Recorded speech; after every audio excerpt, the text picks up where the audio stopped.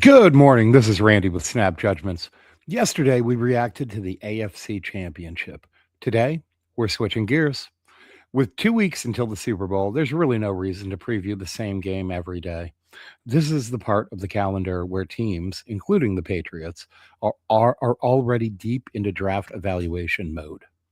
Right now, scouts from New England and across the league are converging on Mobile, Alabama for the Senior Bowl, many of them coming straight from Shrine Bowl practices in Texas last week. So today, we're going to focus on the players who actually matter for the Patriots. Who fits this roster, who fits this coaching staff, and who helped themselves during Shrine Bowl week. We're doing deep dives on 10 Shrine Bowl players today, who they are, how they play, how they measured, and what showed up in practice. Tomorrow, we'll shift fully into Senior Bowl prospects. Last year, 4 Shrine Bowl players ended up on the Patriots roster. This year, New England currently holds 11 draft picks, including 2 4th rounders and 4 6th rounders. That's prime Shrine Bowl territory. Yesterday was reacting to results. Today, we're evaluating traits, reps, and projections. Now, let's talk about how Shrine Bowl evaluations work. Personally, I love the one on one drills at these events. In the trenches, you can see how offensive linemen handle speed and power because that's the NFL reality. For receivers and defensive backs, it's separation, recovery speed, and discipline. Team drills tell you something else: who communicates, who takes charge, and who looks comfortable in chaos. Practice reps matter more than the game. By game day, many top players are already gone. The evaluation has already happened. And the other big piece is usage. College football is not the NFL. Players don't always play the same position on Sundays. Tackles kick inside, guards move to center, defensive linemen get used correctly for the first time. That's why these events matter. And while the Shrine Bowl is over 100 years old, 101 this year actually, it's still viewed as the lower prestige event compared to the Senior Bowl. But that gap is shrinking in recent years. The Shrine Bowl is attracting bigger names, better frames, more legitimate draftable talent. Eric Galco, the director of the Shrine Bowl, has been actively fighting that perception, including recent discussions on the McShay report about elevating the event's profile. Shrine Bowl is opportunity. Senior Bowl is pressure. Shrine Bowl tells you who belongs in the conversation. Senior Bowl tells you who stars in that conversation. Now, let's take a deeper look at 10 prospects who I think fit what the Patriots want and need and helped themselves in Texas last week. First off, I'm going to talk to you guys about Eric Gentry. He's a linebacker out of USC.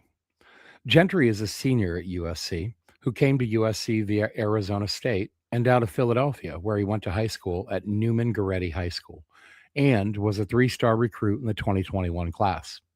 After 1 year at Arizona State, he transferred to USC, where he immediately saw action. That action never really translated to a lot of production, however, and he's been unimpressive when it comes to rushing the passer, with just 6 total pressures and 1 sack last season. At the Shrine Bowl, Eric Gentry measured in 6'6 and 3/8, 221 pounds, with 35 plus inch arms, 10.5 inch hands, and an just ridiculous 85 and 3/8 inch wingspan. Now, that frame immediately jumps out. With his physical skills, he's always been known for his coverage abilities. And on day 2 of Shrine practices, he stood out, batting down multiple passes in zone drills. It's legitimately hard to throw around his length. The question is role. Can he consistently hold up against the run? Or is he a matchup scheme type fit defender? In today's NFL, a linebacker with his length and movement skill is a problem, and Gentry clearly belongs in the conversation. He's got the frame and the speed to cover and to get sideline to sideline. Keep an eye on this kid at the combine, where I expect him to put up impressive numbers. Next, we're going to move on to linebacker Torian York out of Texas A&M. York measured in 5'10 and a half, 232 pounds, with 30 and 1/4 inch arms and a 75 and 3/4 inch wingspan. He's undersized, and he knows it. He's never let it stop him, though. Despite coming to College Station as just a 3-star recruit in the class of 2023, he started from day one and earned ESPN Freshman All America and SEC All Freshman team honors during his first year. I took this one line from a scouting report and absolutely love it. This wasn't a 5-star phenom living up to the hype. This was a worker transforming himself into the defensive heartbeat of Aggie football. And it's not just during the games. York practices like he's playing for his job. Hyper competitive, violent, vocal. He makes up for his size with processing speed, intensity, and a very high football IQ.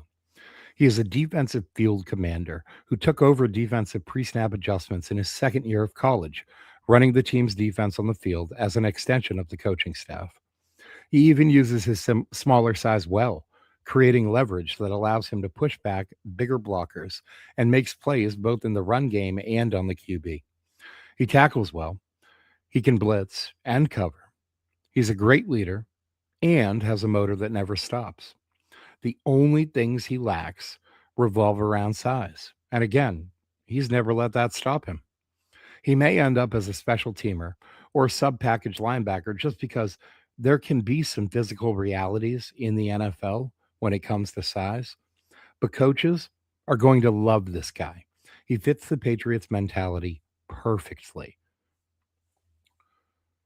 Now, this is when you kind of have a little bit of a debate amongst linebackers, right? Length versus instincts, traits versus um, kind of football player, football IQ.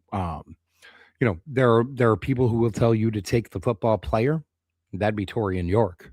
And then there are people who want the traits, the physical traits, and think that they can mold them and coach them up. That's an Eric Gentry type player. For me, it really is about value. Okay. I think Torian York ends up being an earlier pick, probably late day two, maybe early day three, while we see someone like Eric Gentry with that raw talent and those traits, the frame that you simply can't teach, ending up being kind of a late day three type pick. Heavy projection and someone that coaches want to take and turn into something. Um, Moving along, we've got Daryl Jackson Jr., defensive tackle out of Florida State. Now, Jackson came into college as a 3-star recruit, part of the 2021 recruiting class. At the Shrine Bowl, he caught everyone's attention when he measured in at 6'5" and an eighth, 328 pounds, with 35-inch arms, 11-inch hands, and an 86-inch wingspan. That body just doesn't exist very often. He's a massive ball of clay who desperately needs coaching. He flashes, but the consistency isn't there.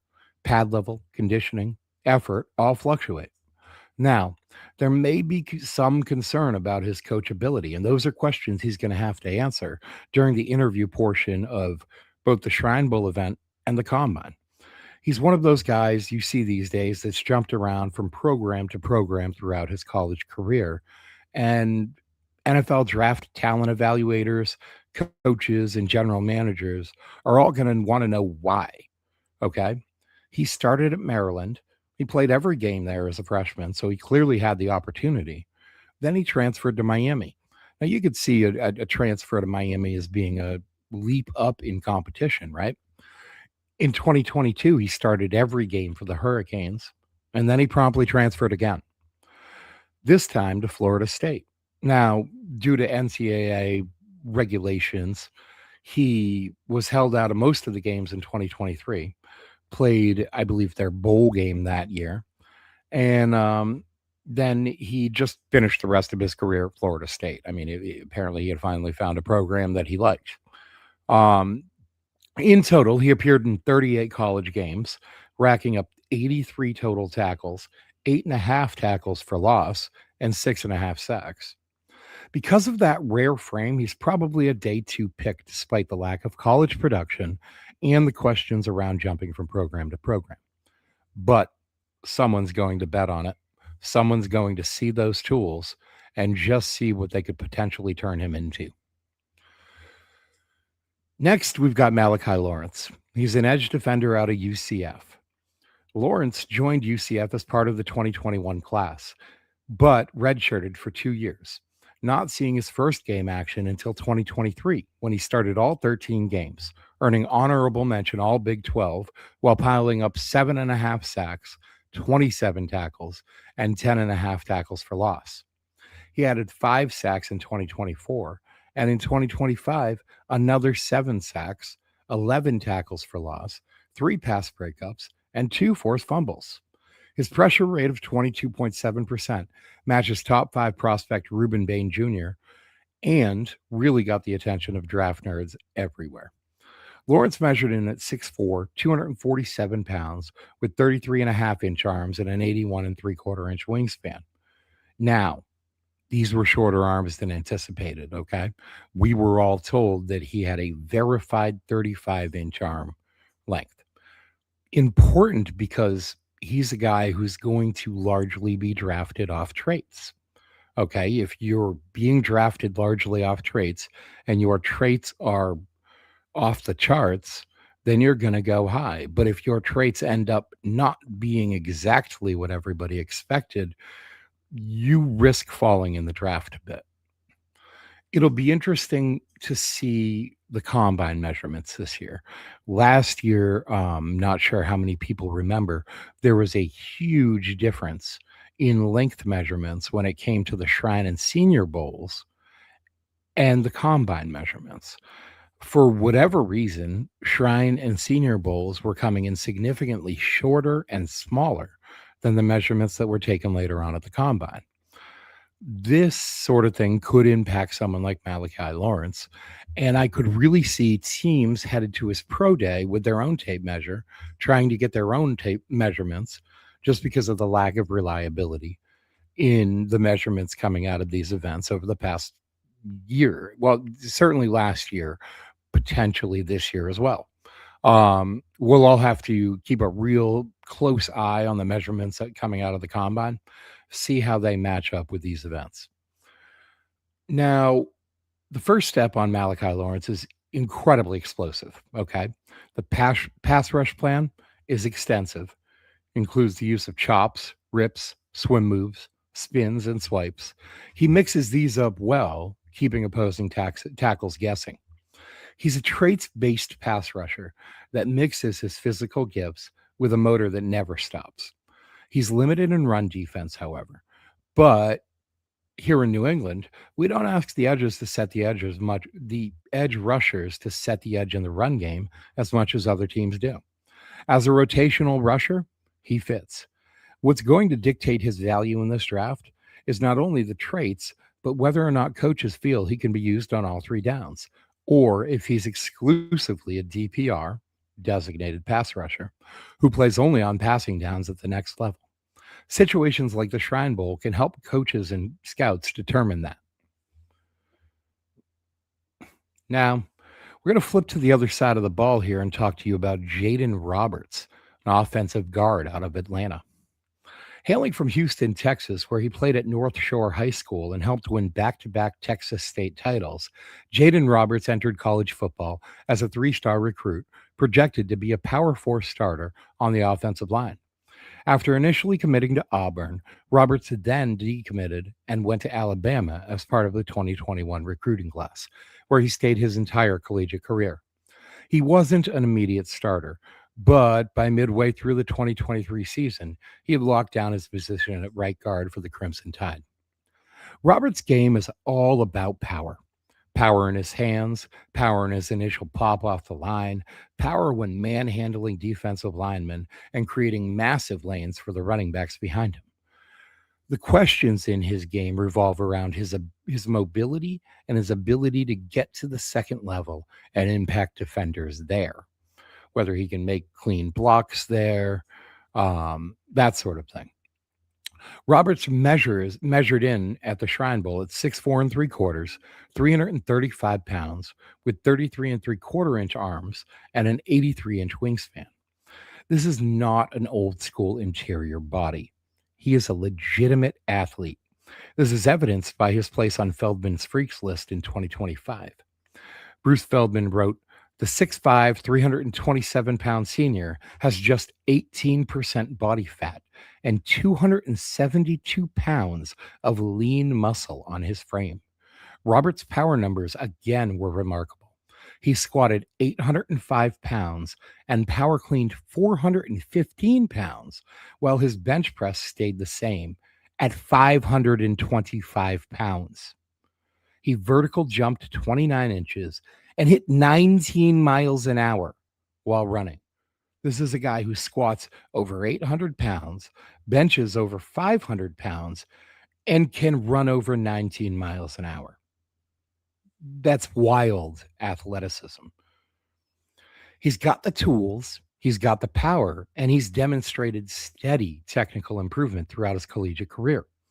Add the road grading, nasty blocking mentality that coaches crave in offensive linemen, and he could be an ideal fit into a lot of NFL offensive line units. The questions in his game again revolve around his ability to handle quick twitch interior pass rushers and an injury history that's got a few mystery ailments in it, clearly limiting his movement ability on the field.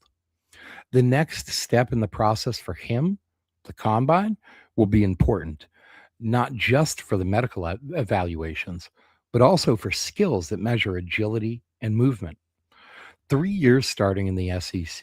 He needs refinement, but the tools are obvious. Late day two feels right. Micah Morris, another offensive guard out of Georgia, is next on the list. Now, Morris first came to Georgia in January of 2021. He saw limited action in his freshman season, playing in just 2 games. He developed over the next 2 years and eventually solidified himself as an anchor piece of an offensive line that drove a powerful run game and led the SEC in sacks allowed in 2024. Morris does have limited experience in pass protection reps, raising some questions about his ability to translate to the NFL in that phase of the game. However, his physical profile and SEC experience would indicate a high likelihood to me of success in the league. Morris measured into the Shrine Bowl at 6'4" and 5/8, weighing 346 pounds, with 33 and 3/8 inch arms and an 83 and an 1/8 inch wingspan. He's got heavy hands. He's a strong run blocker, and he held up better than expected in pass pro drills in Texas this past week. Conditioning will matter, but the power profile works. Moving along, we have Brian Parker, a center prospect in this year's draft, coming from Duke. Now, Parker hails from Ohio, where he played at St. Xavier High School in the trenches and graduated as a 3-star recruit. He visited Duke and Cincinnati, eventually opting for Duke, where he signed and spent his entire collegiate career. At Duke, he primarily played right tackle, earning distinction as a premier pass blocker who held up through over 500 pass blocking snaps without allowing a single sack. At the Shrine Bowl, Parker measured 6'4" and 3/4, 306 pounds, with 32 and a quarter inch arms. Those arms will push him inside in the NFL, a role he has truly embraced, insisting to anyone that will listen that he's going to be drafted as a center and will play there in the NFL. Teams will love the versatility: center, guard, emergency tackle. This isn't just helmet scouting, but he's a real skill set comp to Graham Barton, drafted out of Duke, where he played tackle also. Barton has since developed into a top tier offensive lineman who primarily plays center, but has backed up at LT when starter Tristan Wirfs went down to injury earlier this year. Parker has great anchor strength and hand usage, but what will really get coaches excited is his penchant for film study, which props up a high football IQ, helping him identify stunts and other defensive line trickery. Emil Wagner is my next prospect. He's an offensive tackle from Notre Dame. As a 4-star recruit in the 2022 class, Emil Wagner arrived at Notre Dame with high expectations. He redshirted his freshman season, then appeared in 7 games as a sophomore, showing the promise everyone had seen in him during the recruiting process.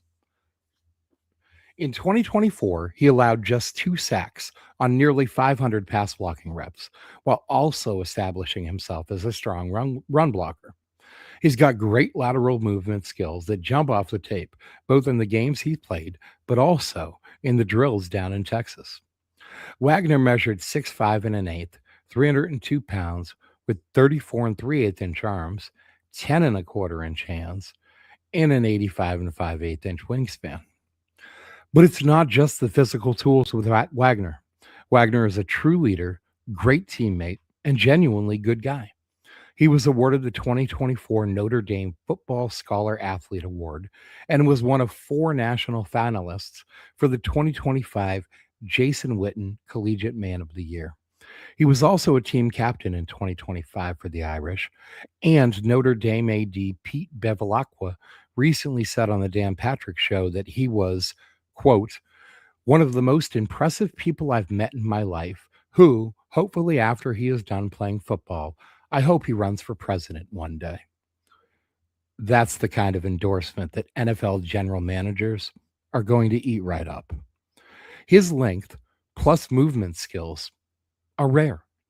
Add in the leadership qualities, and this is a guy coaches, evaluators, GMs, and even fans will love. Yes, the tape is inconsistent. Yes, he got beat up on badly in the first game by Ruben Bain Jr. and Akeem Messidor. But this frame, with his frame, he can easily add 10 to 15 pounds of muscle, countering the one real knock on his game throughout his college career, that he doesn't have the strength or anchor to hang in the NFL. I could absolutely see this guy sneaking into late round one.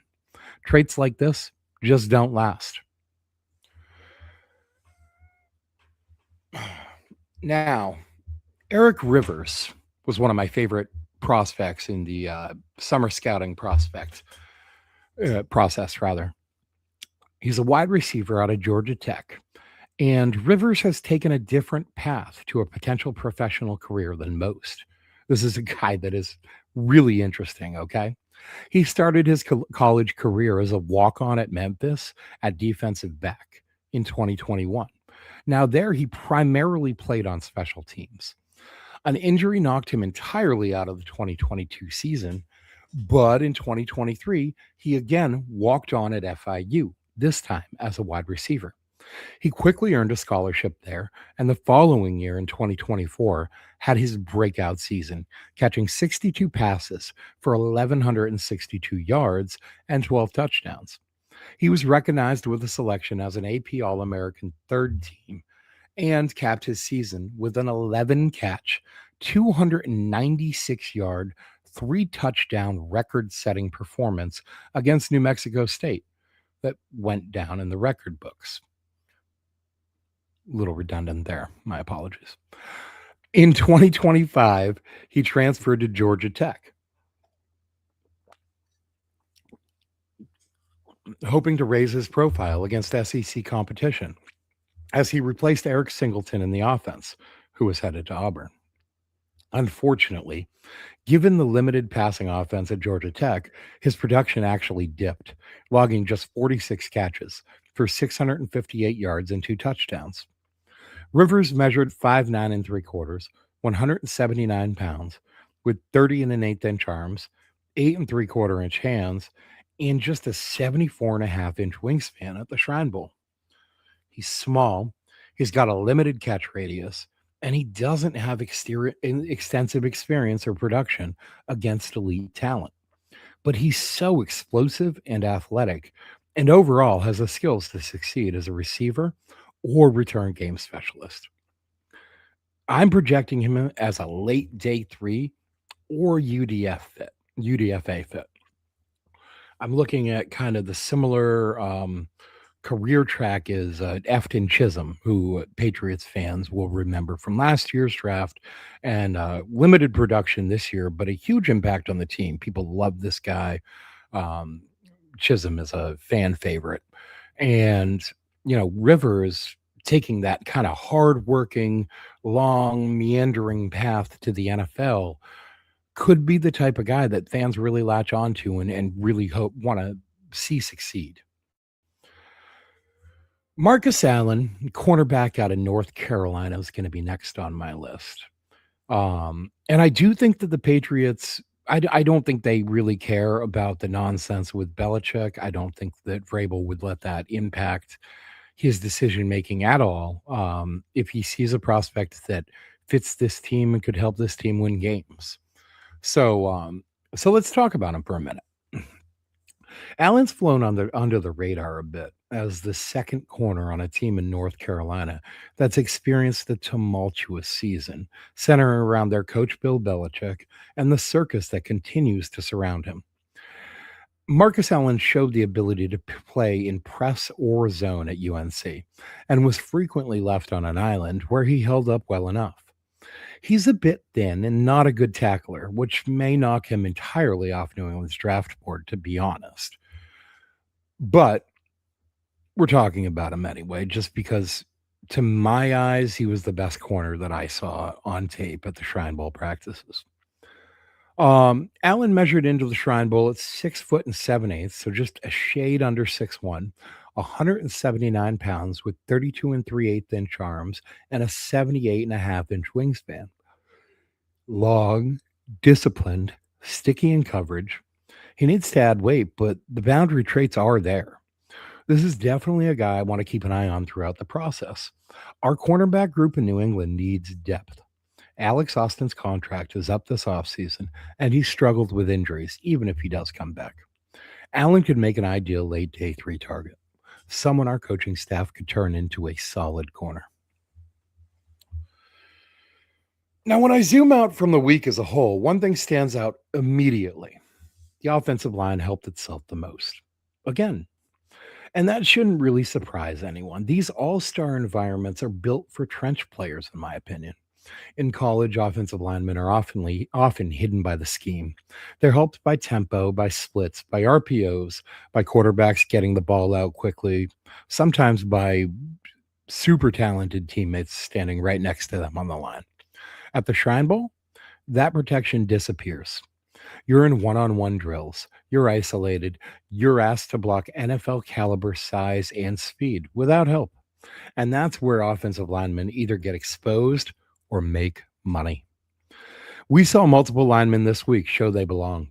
Guys who maybe didn't get a lot of national attention in college suddenly look very comfortable when the playing field is leveled. That matters to scouts because it answers a simple question. Can you survive when the scheme isn't doing the work for you? That's why I keep coming back to the offensive line group. It's not a coincidence that 4 of the 10 players I highlighted today play up front.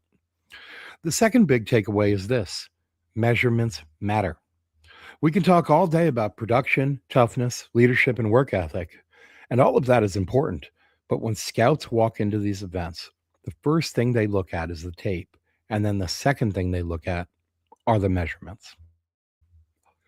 Height, weight, arm length, wingspan, hand size. These numbers don't tell the whole story, but they set the boundaries of what's possible at the next level. Quickness matters, explosiveness matters, length matters.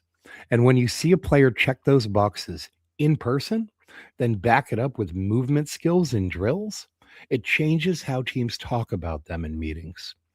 That's why someone like Emil Wagner draws so much attention, or why Eric Gentry's frame immediately alters how you think about linebacker roles.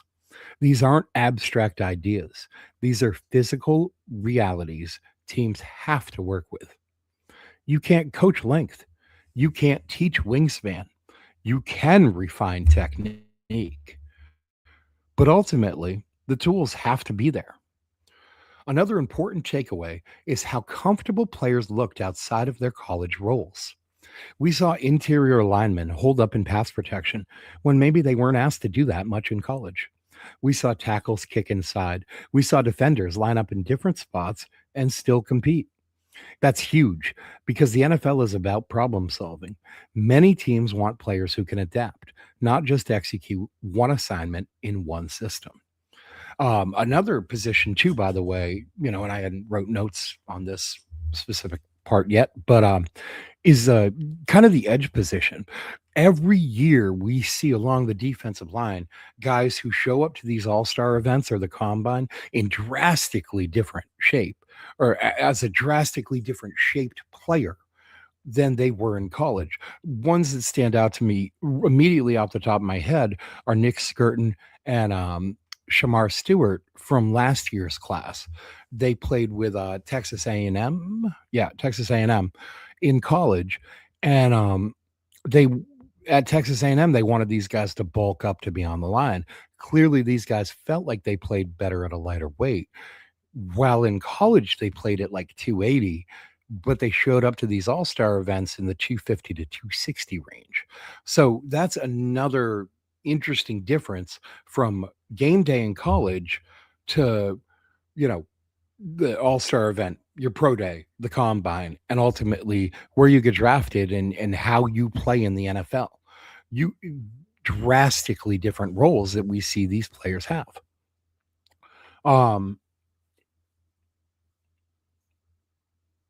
Sorry. Um, yeah. So anyway, all of this is huge. Um, the Shrine Bowl continues to do a really good job of putting players in those uncomfortable positions and letting evaluators see how they respond. Do they panic? Do they adjust? Do they compete? Those answers matter as much as any highlight or any measurement. Finally, this week reinforced something I think gets missed every year. The Shrine Bowl is no longer a throwaway week. It might still be viewed as the lesser event compared to the Senior Bowl, but that gap is shrinking. The talent pool is deeper, the coaching is better, the evaluations are real. For a lot of players, especially day two and day three projections, this week is where their draft story really begins. You don't get drafted in January, but you absolutely get talked about in January. And once teams start talking, momentum builds. So when I look back at this week, I see a group of players who didn't just show up, they belonged. And that's the entire point of the Shrine Bowl. Before we wrap this up and fully turn the page to the Senior Bowl tomorrow, I just want to take a moment to talk about something that comes up every single draft cycle: guys who skip bowl games and guys who skip all-star events altogether. Because this isn't a moral issue and it's not about toughness. It's about information. When a player skips a bowl game or skips the Shrine Bowl or the Senior Bowl, teams don't automatically hold that against him. The league understands the business side of this. Agents are involved, insurance is involved, draft position is involved. Nobody's getting punished for protecting themselves. But what does happen is this: teams lose reps, and reps answer questions. When you come to an event like the Senior Shrine Bowl or Senior Bowl, you're giving evaluators answers. Can you take coaching? Can you play outside your college role? Can you communicate with new teammates? How do you fit into a group like this? And can you compete for multiple days against players just as talented as you? When you don't show up, those questions don't get answered. Now, if you're a locked in first rounder, maybe that doesn't matter to you. If the league already agrees on who you are, you don't need to prove you belong. But for mid round players, day three players, and guys on the fringe, these weeks matter a lot. This is where players like the ones we talked about today, Wagner, Gentry, Roberts, help themselves. They're saying, I'll take the reps. I'll let you see me and what I'm about. And when you don't take those reps, teams are forced to project more instead of confirm. Projection always comes with risk. This is why I push back a little on the idea that these events are optional for everyone. They're optional in theory, but in practice, they're often the difference between day two and day three, drafted and undrafted, being a priority free agent or an afterthought. And again, that's not punishment. That's just basic math. It all ties back to the Shrine Bowl versus Senior Bowl conversation. The Shrine Bowl is where you earn the conversation. The Senior Bowl, you confirm your place in it. Skipping both means you're betting entirely on tape and projection. But not skipping both, but skipping them, sorry, means you're betting entirely on tape and projection. And that's a bet not everyone can afford to make. Some players win that bet, plenty don't. And here's the bigger picture lesson, and it really goes beyond football. Anything you do, you get better at with reps, especially when you're doing it around people who are already very good at that thing. That's true for these players. It's true for coaches. It's true for this show. It's true for anything you do. You don't skip the reps and magically become better under pressure.